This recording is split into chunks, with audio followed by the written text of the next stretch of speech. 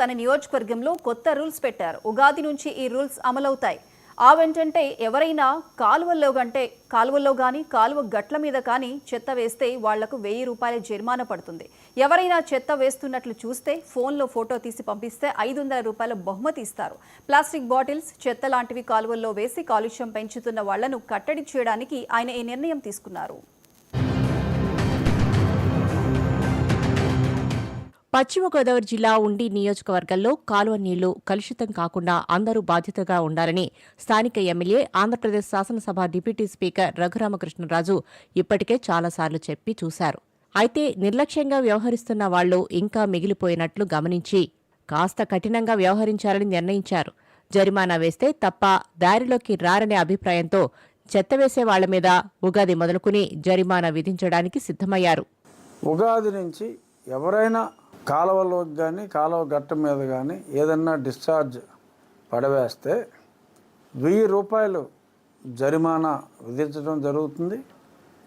వారిని తమ సెల్ ఫోన్ల ద్వారా ఎవరైనా ఫోన్లో ఆ ఫోటో బంధించి మరి ఆ సంబంధిత పంచాయతీ సెక్రటరీస్కి కానీ లేదు నా ఆఫీస్కి కానీ ఎమ్మెల్యే గారి ఆఫీస్కి తెలియజేస్తే ఖచ్చితంగా పట్టించిన వారికి 500 రూపాయలు బహుమానంగా ఇవ్వడం జరుగుతుంది. ఆ 1000 రూపాయల్లో 500 రూపాయలు వీరికి ఇవ్వగా ఆ మిగిలిన 500 రూపాయలని కెనాల్ డెవలప్మెంట్ ఫండ్లో జమ చేయడం జరుగుతుంది వీరు చేసిన డ్యామేజ్కి.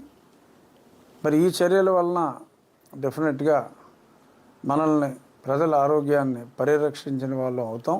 పెనాల్టీతో ఆదాయం సంపాదన లక్ష్యం కాదని, అలవాటు మాన్పించడమే ఉద్దేశమని చెప్పారు. అసలు పెనాల్టీ రాకపోతే మరీ ఎక్కువగా సంతోషిస్తామన్నారు.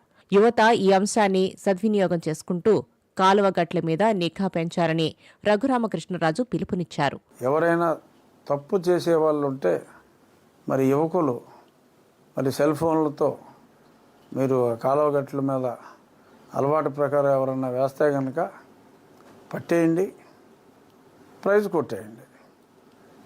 అది ఫోటో కొట్టు, ప్రైజ్ పట్టు. ఇప్పటికైనా చెత్త వేయటం మానేస్తే కాలువలు శుభ్రంగా ఉంటాయని డిప్యూటీ స్పీకర్ ఆశిస్తున్నారు. జరిమానా పడేదెవరికో వాళ్లను పట్టించి గిఫ్ట్ కొట్టేదెవరో తేలాలి.